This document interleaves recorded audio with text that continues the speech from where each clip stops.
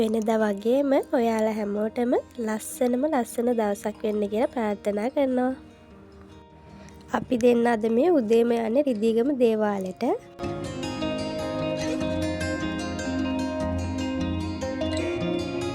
ඉතින් හැමදාම වගේ මේ මාමට කියලා තමයි අපි පළතුරු වට්ටිය හදාගන්නේ.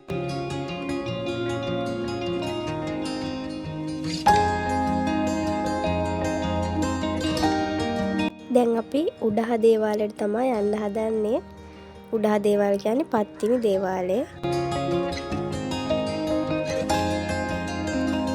ඊට පස්සේ තමයි පල්ලෙහ දේවාලයට යන්නේ.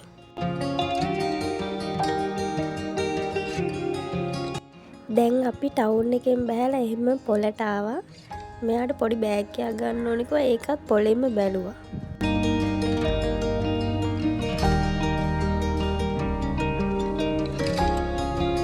අපේ ගෙදර යන්න ලෑස්ති වෙන්නේ දැන් මෙහෙම්මම. අම්මලාට ওই මුරුක්කු අනම්මනන් ටිකක් ගත්තා පොළෙන්ම.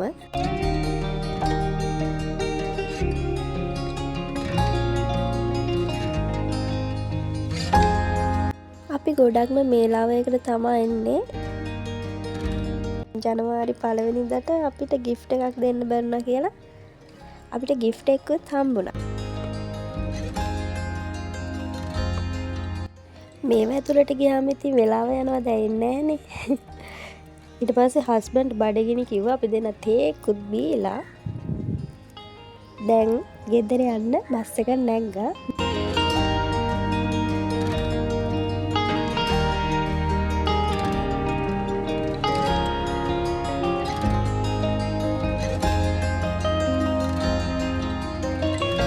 දෙන්නට තෝස් එක කන්න හිතුණා. ඉතින් අපි දෙන්න මගින් බැස්සා. මේක සයිවර් කඩයක්. මේක ගොඩක් පරණ කඩයක් කියලා හස්බන්ඩ් කිව්වා මේ දැන් එක වෙනස් කරලා. ඊට පස්සේ එකෙන් එළවලු කෑම එකක් ගත්තා. ඒකත් හරි රසට තිබ්බා.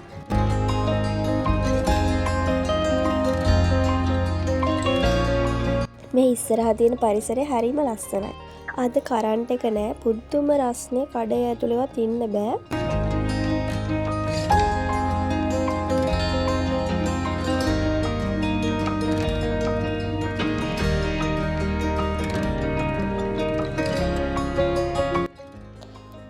දැන් අපි ගෙදර ආවා. ගෙදරට ඇවිල්ලා ටිකක් වෙලා යනකොට මස්සිනාලා දෙන්න ආය ගමනක් ගියා. මං ඉතින් අම්මලා එක්ක කයි එක ගා හිටියා. Bye.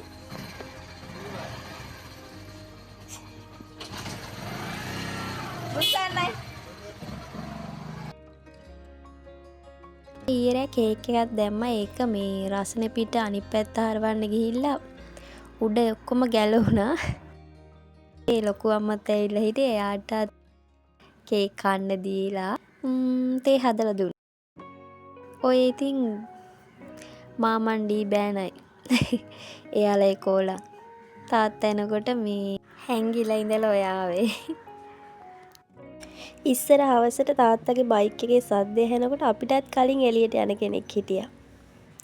එයා දැන් නෑ ඉතින්. මේ ඉන්නේ එයා තමයි. ඊට පස්සේ ඉතින් කට්ටිය කයියක් ගහ චුට්ටක් වෙලා හිටියා. දැන් නම් 6:07ට වගේ මං චුට්ටක් එළියට ආවා. අනිත් අයට කයිය ගහන්න කියලා. අහස ටිකක් බලාගෙන ඉන්න. අපි ඔක්කොම එළියේදී තමයි මේක දැක්කේ.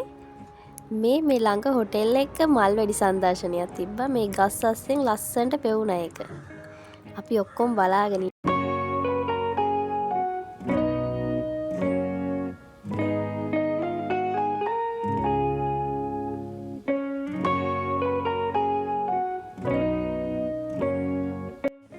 දැන් අපි උයන්න තමා හදන්නේ. මෙයාට මේ දඹල මැල්ලුමක් කන්න ඕන කියලා එයා මේක හදාගන්නවා. මේ ඉන්නේ අපේ මල්ලි. එයා පණ්ඩිතයා වගේ මොනවද කියනවා. තාත්තා හිටගෙනම ටීවී බලනවා.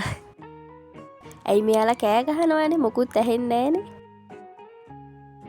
අයියා නම් නෑ මේ වෙලේ.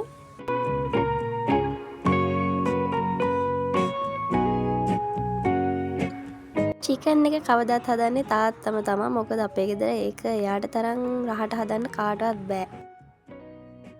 මේ නම් පෝය දවසේ රෑ මස් මාළු කන්න නැතුව අපි හිතුවා රොටි රෑට හදනවා කියලා. මේ පාන් පිටි නන් නෙවෙයි මොකක් හරි පිටි වර්ග දෙකක් දාලා හැදුවා. හැබැයි මට මතක නෑ මොකක්ද කියලා.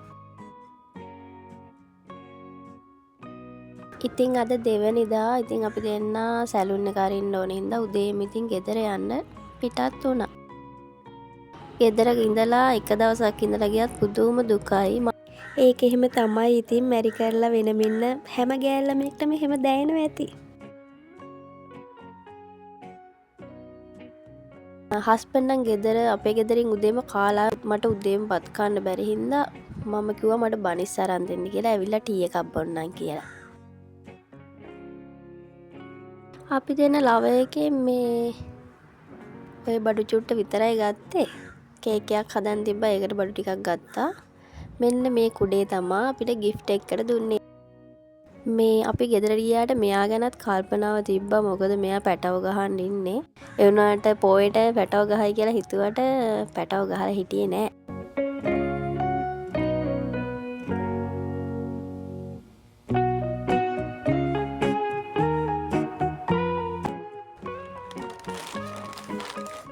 දැන් සැලුන් එකට ආව අපිට හිතවත් මාමා කෙනෙක්. එයා තමයි මට මේක දුන්නේ. ඉතින් මං ඒකත් වීඩියෝ කරගත්තා ලස්සන මතකයක් විදිහට. ඒ ලස්සන මතකෙත් එක්ක මං දැන් යන්න තමයි හදන්නේ. එහෙනම් ඉතින් හැමදාම කියනවා වගේ සතුටින්ම ඉන්න ලැබේවා. හැමදාම hina වෙලා. ගිහින් එන්නම්.